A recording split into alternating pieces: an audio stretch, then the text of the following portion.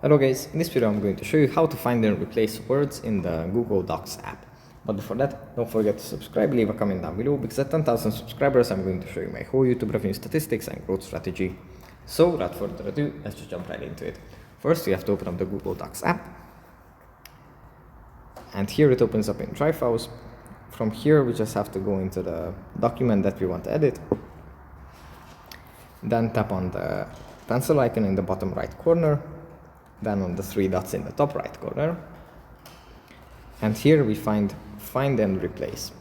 If you tap on this, then we can enter here the word that we want to find, and then we can replace it with something else.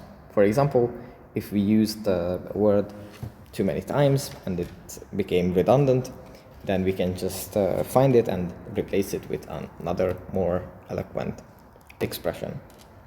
So yeah, that's pretty much it for this video. Hope it was helpful for you guys, and I'll see you in the next one.